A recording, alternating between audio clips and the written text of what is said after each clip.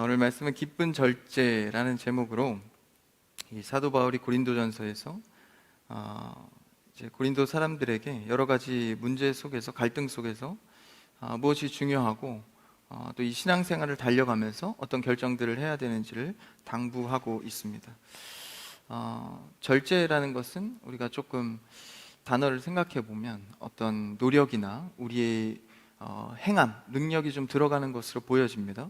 근데 오늘 말씀을 자세히 보다 보면 우리의 어떤 의나 행함이 아니라 저절로 따라오게 되는 절제를 말하고 있습니다. 그래서 오늘 말씀의 제목이 그냥 절제가 아니라 기쁜 절제입니다. 사실 절제라는 항목 외에도 우리가 신앙생활 하다 보면 내 노력으로, 내 힘으로 해야 되는 것들이 많은 것처럼 보입니다. 그런데 막상 은혜를 받고 나면 그 모든 것들이 내 노력으로 되는 것이 아니라 저절로 따라오게 되는 것이죠. 아무리 사랑하려고 해도 사랑할 수 없는 사람을 은혜를 충만히 받으면 어느 날 문득 갑자기 그를 이해할 수 있게 되는 것처럼 말입니다. 그래서 이 절제라는 제목 속에 어떤 신앙의 의미가 있는지를 보기를 원합니다. 오늘 말씀은 사실 9장 전체를 봐야 하는데 사도 바울이 보통의 신앙인보다는 훨씬 더 이 능력이 출중한 자였습니다. 지식적으로나 또 행함에 있어서, 또 열정에 있어서는 누구 못지않게 뛰어난 자였습니다. 그래서 어떤 결정이나 지혜도 있었고 또 학식도 누가 말할 것 없이 대단한 자였습니다.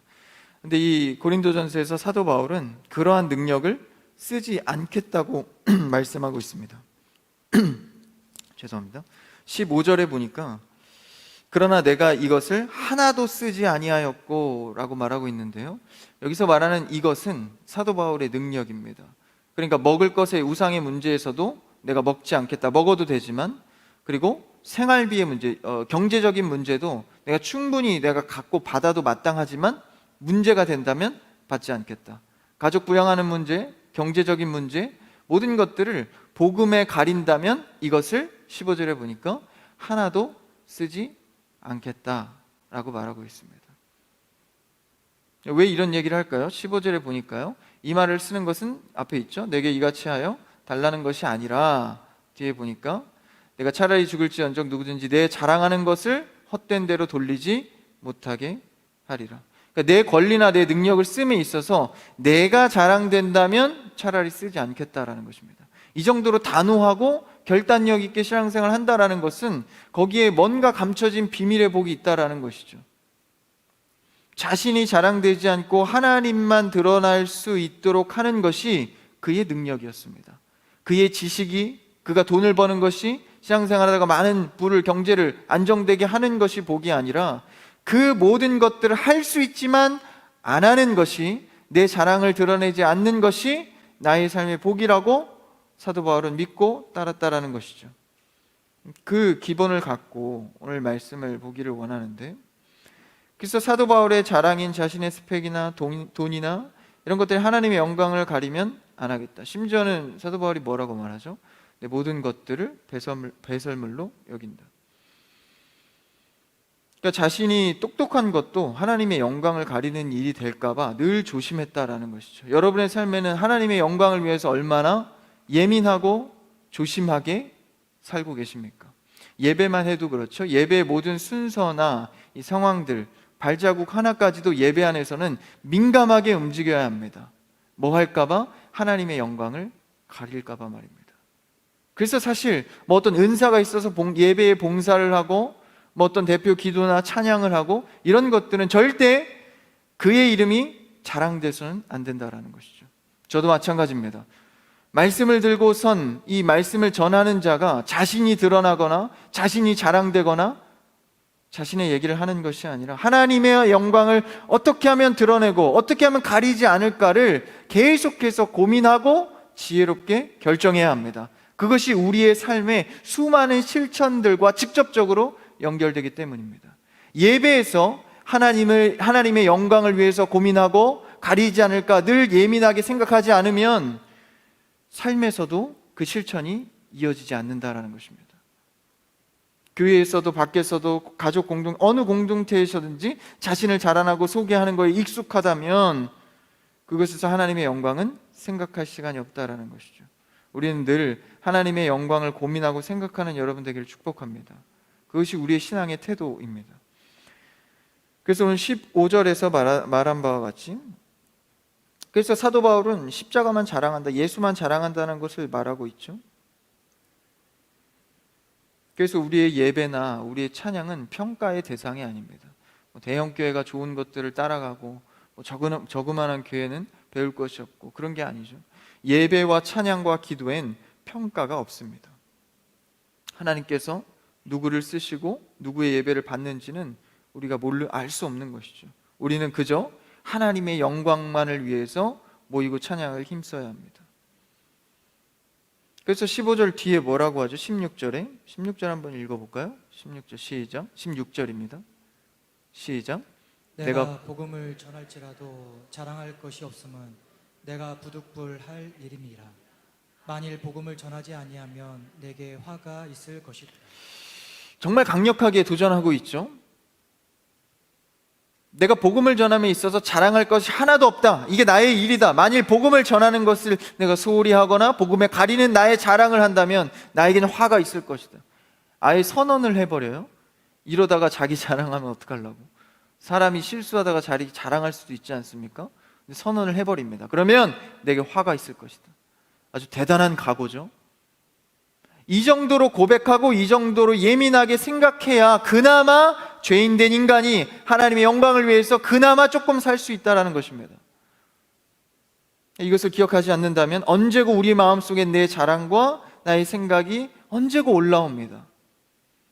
저도 마찬가지입니다. 늘 교만의 문제, 자랑의 문제를 묵상하고 또 묵상하지만 어느 순간 조그만 하나라도 나의 자랑이나 생각이 들어오면 순식간입니다. 그래서 우린 늘 훈련하고 주 앞에 무릎 꿇고 구해야 합니다. 오늘 이 밤 구하는 기도 속에서 여러분들이 하나님의 영광을 보는 여러분 되기를 축복합니다. 그래서 이러한 자이기 때문에, 내가 맡은 일이기 때문에, 부득불 내 할 일은 복음을 전하는 것이기 때문에 사도 바울은 복음의 빚진 자였습니다. 그러니까 우리는 모두가 복음의 빚진 자죠. 갚아도 그 사랑을 갚을 길이 없고 나의 구원은 나의 의로 채울 수가 없습니다. 그래서 늘 빚진 자의 심정으로 이 땅 가운데서 하나님께 영광 돌리며 살아가는 것이죠. 그거를 잊을 때 우리의 삶에 은혜도 없다는 것입니다. 그래서 오늘 말씀으로 이어져 와서 16절에서부터 쭉 와서 오늘 말씀의 첫 절이 23절까지는 계속 그 얘기를 하는 겁니다. 복음에 대해서 무엇이 내가 할 일인가 정확하게 계속해서 나열하죠. 오늘 첫 절을 읽어볼까요? 23절인데요. 시작. 내가 복음을 위하여 모든 것을 행함은 복음에 참여하고자 함이라. 이 복음을 위하여서 내가 행하는 것은 복음에 참여하고자 함이라. 그러니까 다시 말하면 나는 복음에 거하여 있기 때문에 내가 복음을 전하는 것은 당연하다라는 것입니다. 여러분, 우리는 주의 복음과 구원의 그 영역에 들어와 있는 자들입니다. 그렇다면 복음을 위해서 사는 것도 당연한 것이죠. 복음이 내 안에 강할수록, 주의 은혜가 강할수록 나의 은혜의 삶도 강하게 되어 있습니다. 그러면 내 삶의 행함이 주님의 영광을 위해서 예민하지 못하다면 내 안에 충만한 구원의 은혜와 사랑이 떨어졌다라는 것이죠. 그것을 반증하는 겁니다. 그 설명에 대해서 계속 이어가고 있는 것인데요. 24절을 한번 읽어볼까요? 24절입니다. 시작. 운동장에서 다름질하는 자들이 다 달릴지라도 오직 상을 받는 사람은 한 사람인 줄을 너희가 알지 못하느냐. 너희도 상을 받도록 이와 같이 다름질하라. 여기서 운동장에서 다름질하는 얘기를 갑자기 꺼냅니다. 당시의 상황이라면 고린도에서는 이제 해마다 이 큰 올림픽 같은 그런 경기를 했습니다. 그래서 운동장에서 다름질한다라고 표현을 하면 어떤 의미인지 사람들이 금방 알 수 있었죠. 그래서 이 운동회 같은, 체육대회 같은, 이 올림픽 같은 경기를 말하면서 비유해서 말을 하고 있습니다.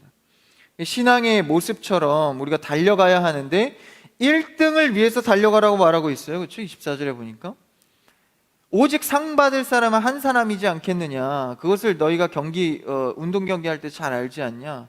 너는 이 상을, 신앙의 상을 받기 위해서 이와 같이 달려가라. 이게 굉장히 오해를 불러일으켜요.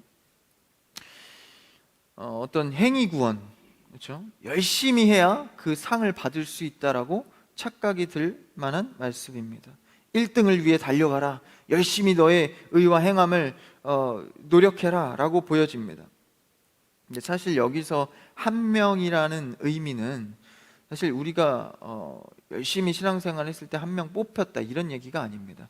여기서 말하는 한 명은 바로 한 사람, 아담 이후에 모든 걸 완벽하게 이룰 그 한 사람, 상을 받게 될, 뽑히게 될 오직 유일한 분을 의미합니다.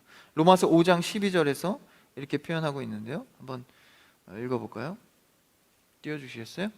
네, 5장 12절 시작. 그러므로 한 사람으로 말미암아 죄가 세상에 들어오고 죄로 말미암아 사망이 들어왔나니 이와 같이 모든 사람이 죄를 지었으므로 사망이 모든 사람에게 이르렀느니라.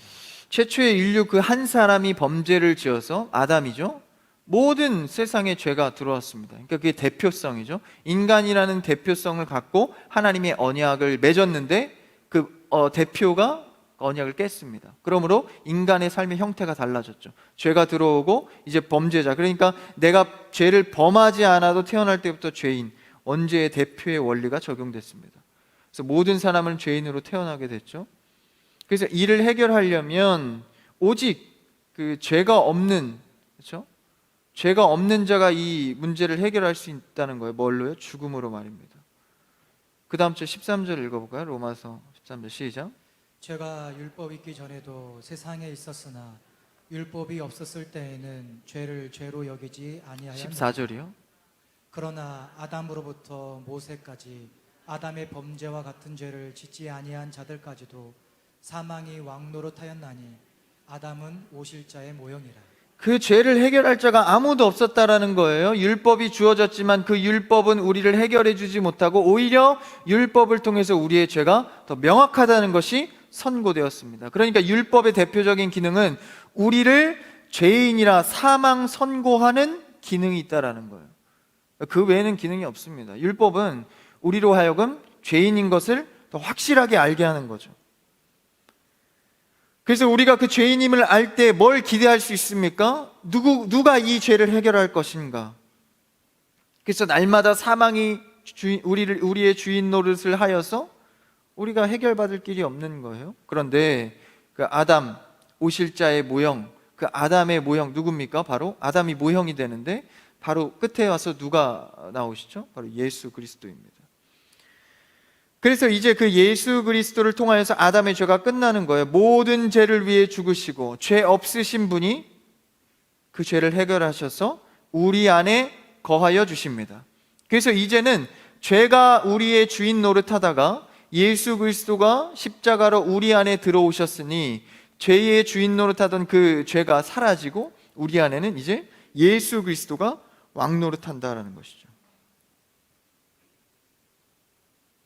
사망이, 죄가 우리 삶 속에 주인 노릇하다가 이제는 예수 그리스도가 우리 안에 왕 노릇을 하기 시작합니다. 그러면 그 죄가 해결함을 받은 이후로는 우리가 두려워할 필요가 없는 겁니다. 이 땅 가운데 죄가 물론 아직 남아있지만 두려워할 필요 없다라는 겁니다. 예수 그리스도가 내 안에 있으면 근심과 걱정과 죄에 대한 두려움이 떠나간다라는 것입니다. 내일 또 올 죄가 있고 또 내가 반복되어지는 죄가 있다 할지라도 두려워하지 마십시오. 내 안에 예수 그리스도를 구할 때 내 안에 죄에 대한 자유가 있습니다.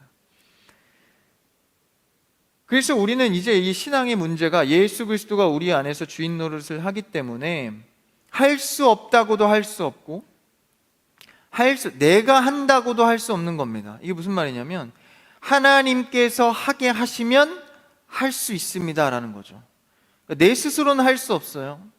그렇죠? 그러니까 나는 할 수 없는 존재이지만 하나님이 하게 하시면 할 수 있게 된다라는 것입니다. 그래서 우리는 스스로 할 수 없기 때문에 그분과 늘 함께 해야 합니다. 늘 함께 하지 않으면 자랑의 문제가 올라오는 거예요. 죄의 문제가 올라오는 겁니다. 죄에 대해서 두렵고 내 자랑이 올라오는 이유가 무엇입니까? 늘 그분과 함께 하지 않는. 여러분, 매일의 삶 속에서 주님의 은혜를 구하시기를 축복합니다. 그렇지 않으면 내 안에 올라오는 이 자랑함. 그래서 아예 사도 바울은 오늘 선포를 해버리지 않습니까? 복음 외에 내 자랑을 한다면 내가 화가 있겠다. 그래서 이러한 자는 오늘 말씀으로 돌아와서 24절에 이 다름질하는 것은요, 예수님이라는 거예요. 이 한 사람은 예수님이 달려가서 그 상을 받을 만한 자로 한 사람으로서 이 땅 가운데 오셔서 상 받을 자로, 그렇죠? 우리의 죄를 용서해 주시는 다름질을 하셨습니다. 그렇다면 너희도 24절 끝에 후반부에 보니까 너희도 상을 받도록 이와 같이 다름질하라. 여러분, 예수 그리스도를 닮아가는 여러분 되길 축복합니다. 근데 여기서 이 다름질은요, 한 사람이 이미 달려갔기 때문에 우리는 그 길을 따라가기만 하면 됩니다. 주의 말씀에 순종하며 그의 은혜가 충만하기를 바랍니다. 따라간다라는 거예요. 그래서 그렇게만 하라라는 것이죠. 그 다음에 25절 읽어볼까요? 25절입니다. 시작.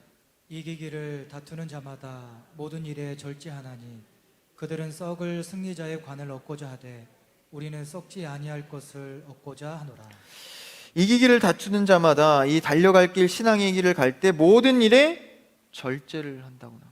이 오늘 말씀의 주제입니다.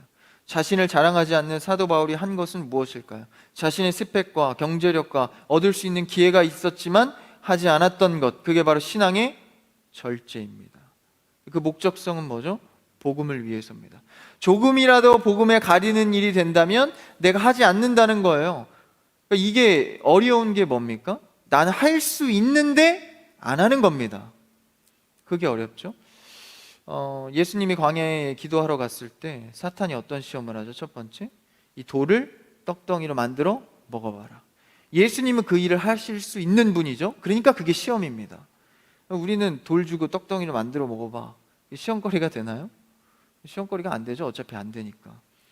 되면, 할 수 있으면, 능력이 있어서 충분히 이행할 수 있으면 시험이 된다라는 것입니다. 예수님은 충분히 돌을 떡으로 만들어 먹을 수 있으셨죠.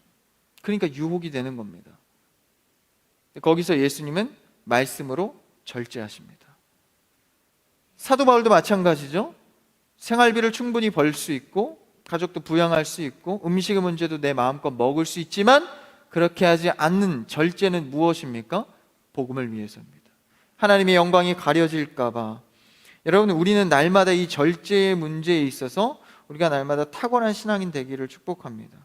참고 견디는 것. 바울은 권리를 포기했죠. 자신의 권리를 포기했습니다. 복음을 위해서, 영혼 구원을 위해서 말입니다. 그래서 넘어지는 자가 있다면 하지 않는 거죠. 교회에 손해가 와도 영혼이 넘어지는 일이라면 하지 않는 겁니다. 이거 합리적이지가 않은데요. 세상에서 누가 그렇게 합니까? 그래도 우리는 그렇게 하기로 작정한 사람들입니다. 영혼이 넘어진다면, 복음이 가려진다면 세상의 계산에 맞지 않아도, 합리적이지 않아도, 비합리적이어도 그것을 선택하는 것이죠. 그랬을 때 하나님께서 길을 내신다라는 것입니다. 날마다 시험에 넘어지고 내 자랑대로, 내 권리대로, 내 행함대로 다 하면 하나님의 뜻은 나타나지 않습니다. 일하시지 않는 거죠.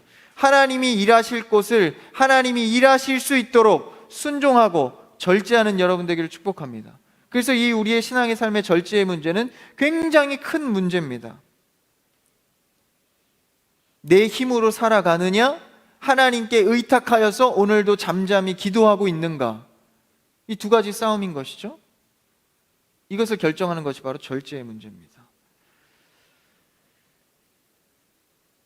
날 알아달라고, 날 봐달라고 하는 인생에서 십자가를 만나고 예수 그리스도를 통해서 사망에서 생명으로 옮겨질 때 복음 외에 내가 자랑할 것이 없구나 고백하게 됩니다.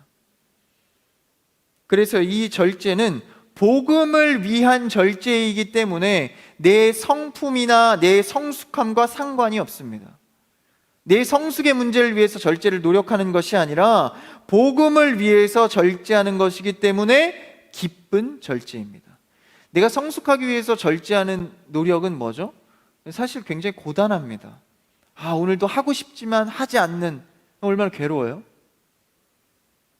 제가 살이 찌니까 배가 고프더라고요. 계속 고파요.